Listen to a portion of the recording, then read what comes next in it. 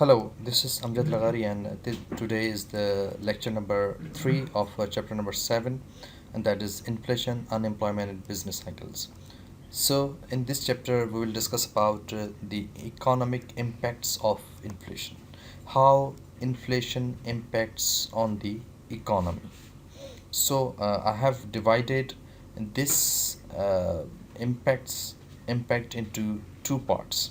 One impact is about the redistribution of income and wealth among different groups, and second impact is about the distortions in the relative prices and outputs of different goods, and sometimes in output of and employment for the economy as a whole.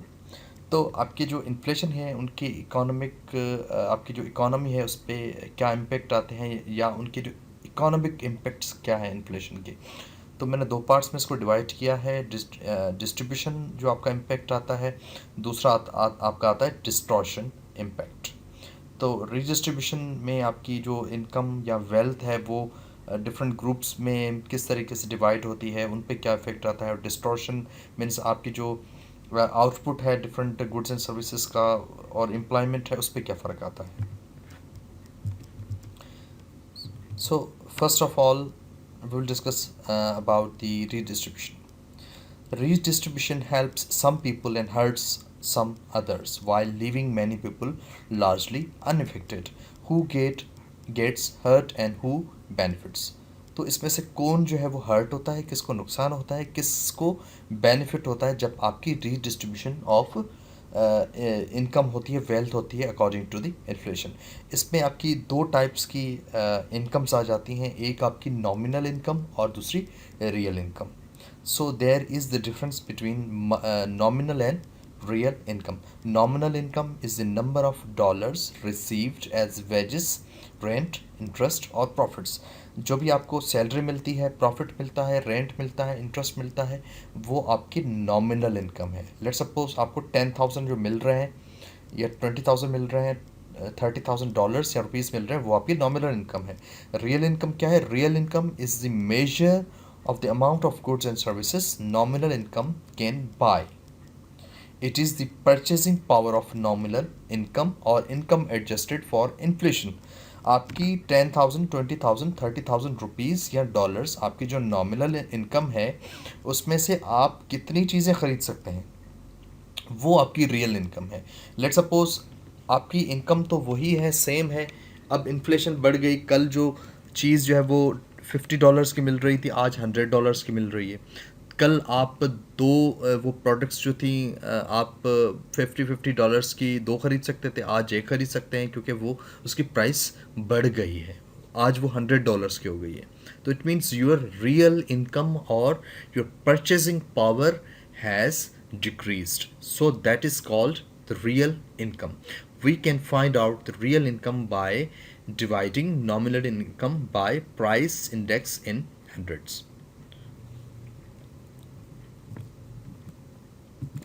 Okay, so who is hurt by inflation? जब inflation होती है, महंगाई होती है, तो उसका नुकसान किसको होता है? First is the fixed income receivers. People whose incomes are fixed see their real incomes fall when inflation occurs. जब महंगाई आती है, जब जिन लोगों की इनकम फिक्स है तो उन पे इफ़ेक्ट आता है, उन पे इम्पेक्ट आता है, नेगेटिव इम्पेक्ट आता है, क्योंकि वो उनकी इनकम वही है, उनकी जो नॉमिनल इनकम वही है, मगर रियल इनकम उनकी परचेजिंग पावर कम हो जाता है। Then similarly landlords who receive lease payments of fixed dollar amounts which will be hurt by inflation as the received dollars of declining value over time. वो लोग जो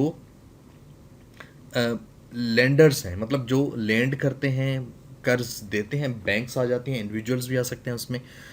अगर उनका इंटरेस्ट रेट जो है वो एडजस्ट नहीं होता तो क्या होगा, आपकी जो है वो उनको जो पैसे मिलेंगे, जो रिटर्न उनको होके मिल रहे हैं, no matter they are receiving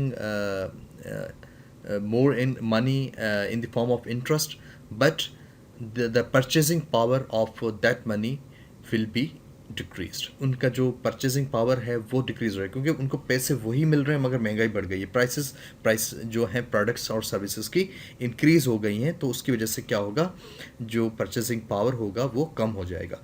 then the public sector workers whose incomes are dictated by fixed pay schedules may suffer from inflation.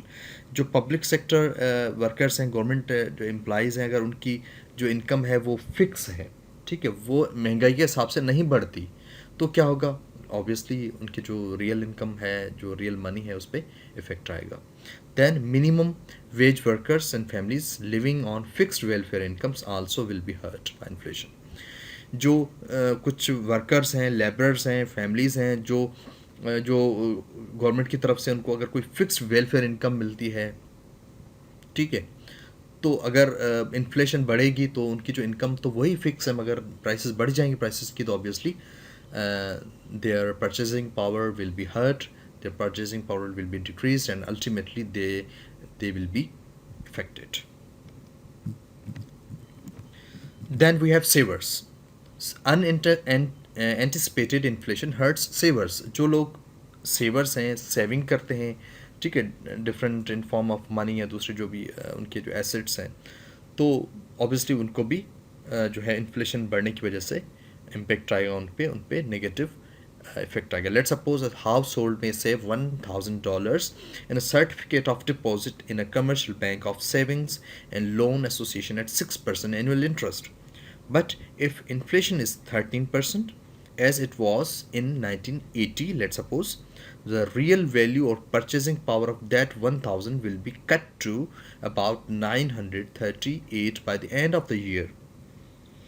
आप उन्होंने जो है वो 1000 जो है वो डिपॉजिट करवाया फिक्स में किसी बैंक में, ठीक है, अब जो महंगाई की वजह से जो है वो उनको जो उनके फिक्स्ड जो उनको इनकम जो उनको परसेंटेज मिल रही है, या वो लेट सपोज आफ्टर जो है वो सर्टेन ईयर्स जो है वो उसको वापस निकलवाएंगे भी सही, तो ऑब्वियसली वो उस 1000 की वैल्यू जो है वो 1000 जितनी नहीं रहेगी, मगर क्या हो जाएगी, कम हो जाएगी. इसको हम एक एडवांस टर्म है जो आप हो सकता है फाइनेंस के आने वाले सब्जेक्ट्स में पढ़ेंगे, टाइम वैल्यू ऑफ मनी, तो उसमें आप ये चीज़ें पढ़ेंगे, क्योंकि आपकी जो मनी की वैल्यू है वो इन्फ्लेशन बढ़ने की वजह से कम हो जाती है. Although the saver will receive 1060 equal to 1000 plus 60 of interest, deflating that $1060 for 13% inflation means that its real value is only about $938. आपको 60 जो डॉलर हैं वो ज़्यादा मिल रहे हैं, आपको इंटरेस्ट जो है वो आपको जो उस इंटरेस्ट बेसिस पे टोटल आपको कितने होके मिल रहे हैं, 1000 आपने डिपॉजिट करवाए, आपको रिटर्न होके कितने मिल रहे हैं, $1060, मगर 13% इन्फ्लेशन बढ़ने की वजह से उनकी जो वैल्यू जो रह जाएगी वो कितनी रह जाएगी, $938. तो ultimately they will be hurt by the inflation. Third is creditors. Unanticipated inflation harms creditors, lenders, ठीक है, जो लोग लैंड करते हैं. Let suppose Chase bank lends Bob. Chase bank एक बैंक है, बॉब एक बंदा है जिसको चेस बैंक ने कितने लैंड किए, $1000 to be repaid in 2 years. If in that time the price level double हो जाती है, आपकी इन्फ्लेशन डबल हो जाती है, द $1000 that Bob repays will have only half the purchasing power of the 1000 he borrowed. अब जो रीपे करेगा बॉब, तो वो तो उसी रेट पे रीपे करेगा बैंक को, मगर बैंक को जो पैसे मिल रहे हैं अब उनकी वैल्यू क्या रह जाएगी, आधी रह जाएगी, हाफ रह जाएगी. So ultimately creditors will be affected by the inflation. Then who is unaffected और हेल्प बाय इन्फ्लेशन. कौन से वो लोग हैं जिनको इन्फ्लेशन की वजह से फ़ायदा होता है या कोई भी फ़ायदा या कोई भी नुकसान नहीं होता. उसमें है आपके flexible income receivers. Flexible income receivers कौन से हैं? For example individuals who derive their income solely from social security are largely unaffected by inflation because social security payments are indexed to the CPI. Social security जो payments हैं हमारी country में तो कोई ऐसे प्रोग्राम नहीं है, या आप उसको एग्जांपल ले लें एज जो ओल्ड एज लोग हैं जिनको पेंशन्स मिलती हैं उसका उनका एग्जांपल ले सकते हैं, मगर जो सोशल वेलफेयर कंट्रीज़ होते हैं, जैसे यूनाइटेड किंगडम है, अमेरिका है, कनाडा है, तो वहाँ पे सोशल सिक्योरिटी लोगों को मिलती है। तो वो जो सोशल सिक्योरिटी होती है वो अकॉर्डिंग टू सीपीआई बढ़ती और कम होती है। जितनी भी प्राइस कंज्यूमर प्राइस इंडेक्स जितना बढ़ता है तो उतना गवर्नमेंट उनको बढ़ा के देती है, अगर कम लेट सपोज कम हो रहा है तो कम हो उनको उतना कम करके देगी। तो उसकी वजह से इन्फ्लेशन का उन पर कोई इम्पेक्ट नहीं आता, क्योंकि जितनी महंगाई बढ़ती है उनको उतने ज़्यादा गवर्नमेंट पैसे बढ़ा के देती है। Then some union workers also get automatic cost of living adjustments in their pay when a CPI rises, although such increases rarely equal the full percentage rise in inflation.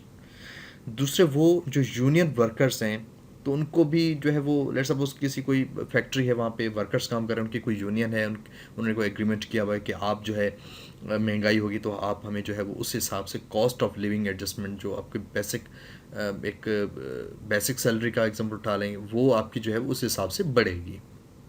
जैसे कि हमारे पास बजट का भी एग्जाम्पल ले लेते हैं। Budget हमारे पास आती है तो आप देख रहे होते हैं कि 5%, 10%, 15% सैलरी बढ़ती है गवर्नमेंट एम्प्लॉयज़ की। वो क्यों बढ़ती है? क्योंकि इन्फ्लेशन भी उसी रेट से, अगर उतने रेट से सैलरी नहीं बढ़ रही उतनी कुछ ना कुछ बढ़ती है, ताकि लोगों का जो परचेसिंग पावर है एटलीस्ट वो मीट कर पाएँ वो प्राइसेस से। जितनी प्राइसेस बढ़ रही हैं तो उनका परचेसिंग पावर भी उतना इंक्रीज़ होना चाहिए। Then impacts on economic efficiency और डिस्टॉर्शन इफ़ेक्ट्स।